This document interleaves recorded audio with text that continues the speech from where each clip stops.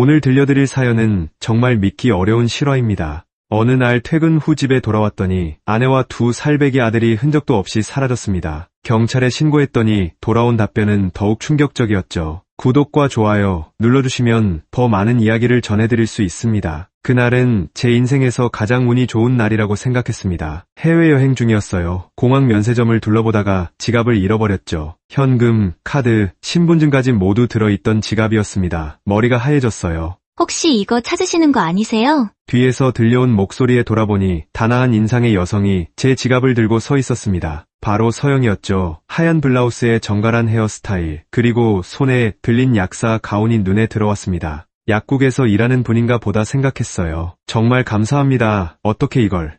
바닥에 떨어져 있길래요. 신분증 보고 급하게 뛰어왔어요. 그녀의 목소리는 차분하고 따뜻했습니다. 옆에 놓인 쇼핑백에서 약국 로고가 보였어요. 고급스러운 브랜드 가방도 함께 있었고요. 교양 있고 경제적으로도 여유로워 보이는 인상이었습니다. 제가 식사라도 대접하고 싶은데요. 괜찮아요. 누구나 할 수 있는 일인거려. 그렇게 사양하면서도 그녀는 명함을 건넸습니다. 거기엔 오호약국 약사 한서영이라고 적혀 있었죠. 우리는 공항 카페에서 커피를 마시며 이야기를 나눴습니다. 서영은 약사로 일하며 혼자 여행을 즐긴다고 했어요. 차분하면서도 지적인 대화가 이어졌습니다. 돌아보면 모든 게 너무 완벽했습니다. 지나치게 완벽했다는 게 문제였죠. 하지만 그때의 저는 그저 운명이라고만 생각했어요. 이렇게 우연히 만난 사람과 자연스럽게 대화가 통한다는 게 신기했으니까요. 귀국 후에도 우리는 연락을 이어갔습니다. 데이트를 거듭할수록 서영은 제가 꿈꾸던 이상형 그 자체였어요. 서영의 부모님을 처음 만난 날을 기억합니다. 고급스러운 레스토랑이었어요. 장인어른은 점잖은 신사였고 장모님은 우아한 분이었습니다. 서영의 오빠라는 분도 함께였는데 대기업에 다닌다고 하더군요.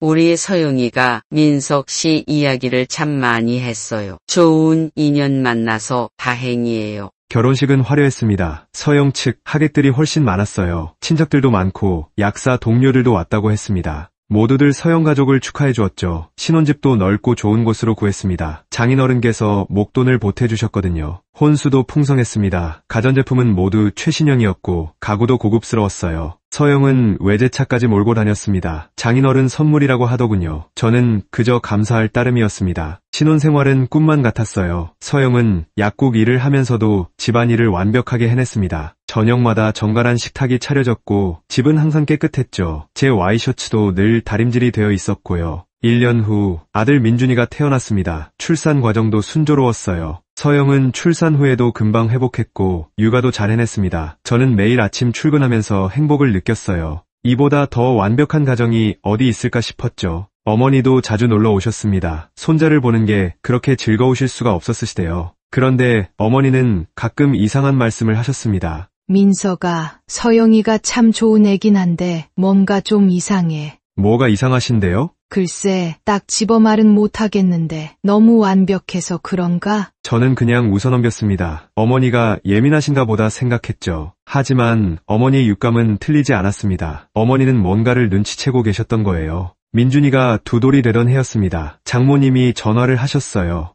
사위, 요즘 재테크에 관심 있어? 우리 아는 분이 좋은 투자처 하나 알려주셨는데. 투자요?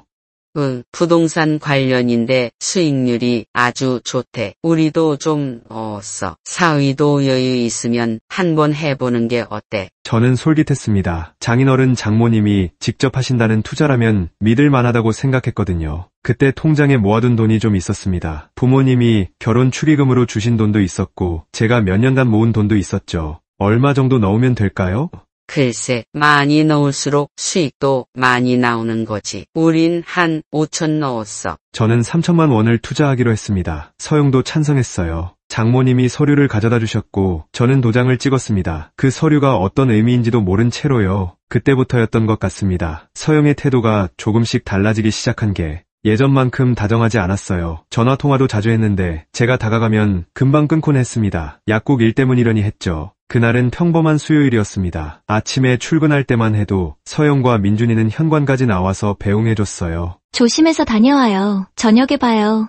민준이도 작은 손을 흔들었죠. 그게 마지막이 될 줄은 꿈에도 몰랐습니다. 저녁 7시쯤 퇴근했습니다. 집에 불이 꺼져 있더군요. 이상했어요. 서영은 이 시간이면 항상 집에 있었거든요. 민준이 저녁 먹이고 씻기고 하는 시간이었으니까요. 안으로 들어갔는데 집이 텅 비어 있었습니다. 불을 켜고 둘러봤죠. 민준이 장난감이 제자리에 정리되어 있었고 식탁 위도 깨끗했어요. 서영아? 민준아? 대답이 없었습니다. 안방으로 갔습니다. 서여이와 민준이의 옷들이 없었습니다. 서영이의 화장품 아끼던 액세서리들도 모두 사라졌습니다. 심장이 쿵쿵 뛰기 시작했어요. 손이 떨렸습니다. 휴대폰을 꺼내 서영에게 전화를 걸었죠. 고객님이 전화하신 번호는 없는 번호입니다. 휴대폰 화면을 멍하니 바라봤습니다. 없는 번호? 어떻게 아침까지만 해도 통화가 되던 번호가 없는 번호가 된 거죠. 다시 걸었습니다. 같은 멘트가 흘러나왔어요. 장인어른께 전화했습니다. 고객님이 전화하신 번호는 없는 번호입니다. 장모님도 마찬가지였죠. 서영의 오빠라던 사람도 친정집 번호라고 알려준 것도 모두 없는 번호였습니다. 그제야 깨달았습니다. 뭔가 크게 잘못됐다는 걸. 다리에 힘이 풀려서 주저앉았어요. 민준이는 어디 있는 거지? 서영은 왜 이러는 거지? 어머니께 전화를 드렸습니다. 떨리는 목소리로 상황을 설명했죠. 어머니, 서영이랑 민준이가 사라졌어요. 집에 아무도 없어요. 뭐라고? 지금 당장 경찰에 신고해. 경찰서로 달려갔습니다. 실종 신고를 하려고요. 경찰관에게 상황을 설명했습니다. 서영의 이름과 주민등록번호를 알려드렸죠. 그런데 경찰관의 표정이 심상치 않았습니다. 컴퓨터를 확인하더니 고개를 들었어요. 신고자님, 부인분이 지명수배자로 등록되어 있습니다. 네, 뭐라고요?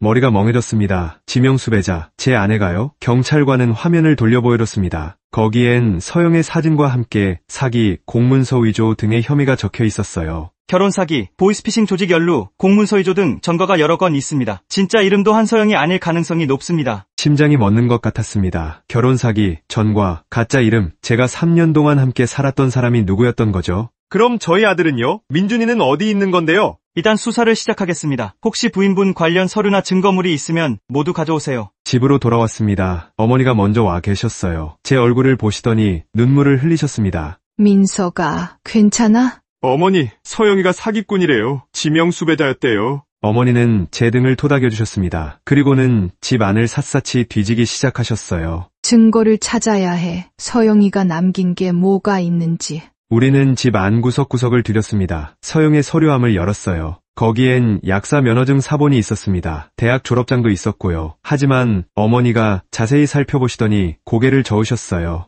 이거 위조야. 종이칠부터가 이상해. 약사 가운도 발견했습니다. 그날 공항에서 서영이 들고 있던 바로 그 가운이었죠. 하지만 자세히 보니 약국 로고가 인쇄된 게 아니라 스티커로 붙여진 거였습니다. 어머니가 뭔가를 발견하셨습니다. 서영의 수첩이었어요. 거기엔 여러 이름과 전화번호가 적혀 있었습니다. 이것 봐. 아버지 역 김무, 어머니 역 박구 이렇게 적혀 있어. 그리고 금액까지. 역할극이었습니다. 서영의 가족이라던 사람들은 모두 돈 받고 고용된 배우들이었던 거예요. 결혼식 하객들도 마찬가지였을 겁니다. 저는 바닥에 주저앉았습니다. 3년이 무너져 내렸어요. 아니, 제 인생 전부가 무너지는 것 같았습니다. 나는 대체 뭐였던 거지? 3년간 사랑했다고 믿었던 사람은 처음부터 사기꾼이었습니다. 공항에서의 운명적인 만남도, 다정했던 신혼생활도, 민준이의 탄생도 모든 게 계획된 거짓이었어요. 은행 통장을 확인했습니다. 제 명의로 된 통장들이 모두 텅 비어 있었어요. 제가 모아둔 돈, 부모님이 주신 축의금, 투자금으로 넣었던 3천만 원까지 모두 사라졌습니다. 더 충격적인 건 대출이 여러 건 나와 있었다는 거예요. 제 명의로요. 제가 도장 찍었던 그 서류들이 투자 서류가 아니라 대출 서류였던 겁니다. 빚이 8천만 원이나 됐어요.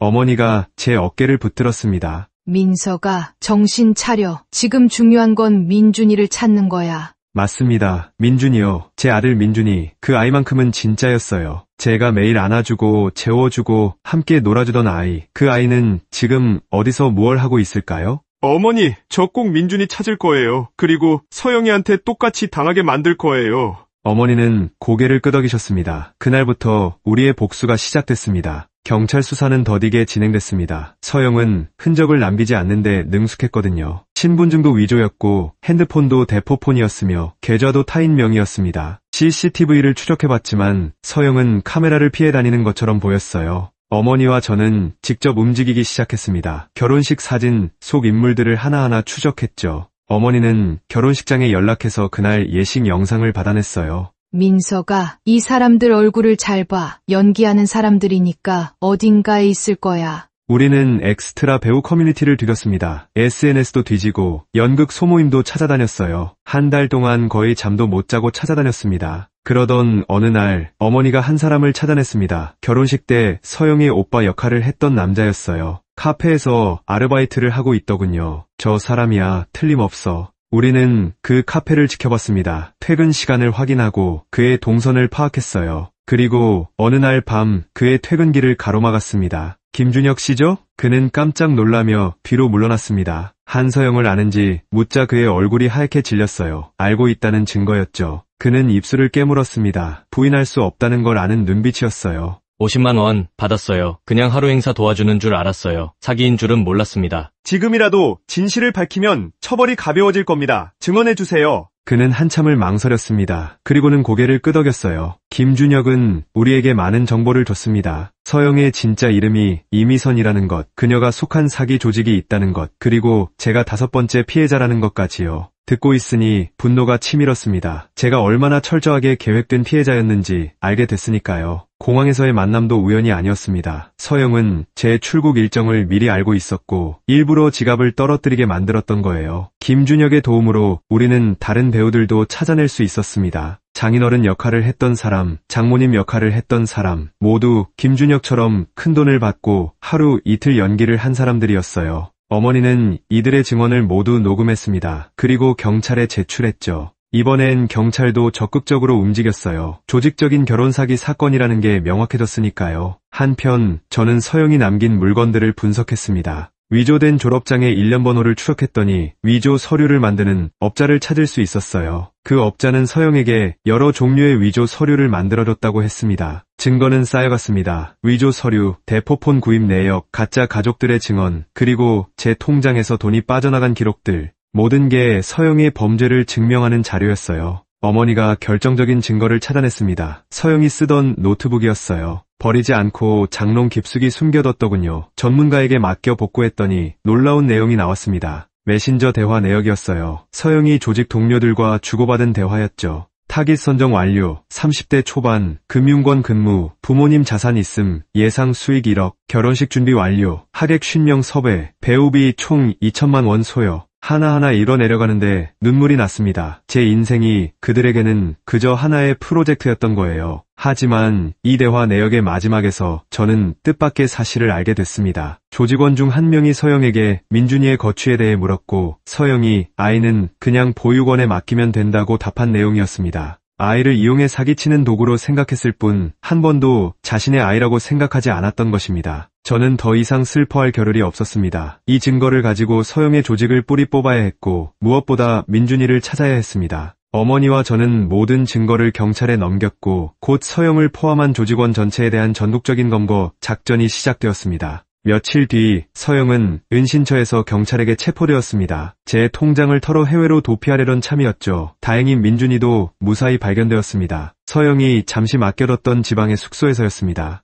민준이를 품에 안았을 때 저는 비로소 3년 만에 처음으로 안심할 수 있었습니다. 그리고 이어진 재판, 이혼 소송과 함께 서영의 사기 및 공문서 위조 혐의에 대한 형사 재판이 동시에 진행되었습니다. 법정은 수많은 언론과 카메라로 가득 찼습니다. 서영은 법정에서도 끝까지 자신이 속은 피해자라며 눈물 연기를 시도했습니다. 하지만 증거는 압도적이었습니다. 저와 어머니 그리고 가짜 가족들이었던 배우들의 증언이 이어졌습니다. 특히 어머니 혜정은 증인석에 서서 서영을 똑바로 바라보며 단호하게 말했습니다. 저 여자는 제 아들을 이용했습니다. 저희의 소중한 재산을 빼앗고 행복했던 가정을 연극 무대로 만들었습니다. 뱃속의 아이까지도 사기를 위한 도구로 생각했습니다. 저 여자는 어머니가 될 자격도 아내였을 자격도 없습니다. 어머니의 절규는 법정 전체를 울렸습니다. 이어 제가 증인석에 섰습니다. 담담하게 하지만 모든 분노를 담아 말했습니다. 저는 아내에게 속은 것이 아닙니다. 저는 괴물에게 속았습니다. 저와 제 부모님 그리고 어린 아들까지도 철저하게 계산된 사기극의 피해자였습니다. 하지만 이제 진실은 모두 드러났습니다. 정의로운 심판을 내려주시길 바랍니다. 법원은 서영에게 징역 7년을 선고했습니다. 또한 저의 혼인 취소를 인정하고 아들 민준이에 대한 단독 양육권을 부여했습니다. 혼인 취소로 인해 대출금을 포함한 재산 피해는 서영 측의 책임이 돌아갔고 저는 그제야 빚더미에서 벗어날 수 있었습니다. 부모님의 도움으로 새롭게 빚을 갚아나갈 수 있게 되었습니다. 시간이 흘러 모든 것이 정리되었습니다. 저는 아들 민준이와 함께 살던 집을 정리하고 조용하고 아담한 새 보금자리를 마련했습니다. 퇴근 후 장바구니를 들고 집으로 돌아가는 제 발걸음은 가볍습니다. 현관문을 열자 민준이가 달려나와 제 다리를 붙잡습니다. 아빠 왔다. 저는 민준이를 번쩍 안아 올리고 웃습니다. 그래, 아빠 왔다. 이제부터는 아빠가 널 지켜줄게. 영원히. 이 이야기가 재미있으셨다면 구독과 좋아요 부탁드립니다.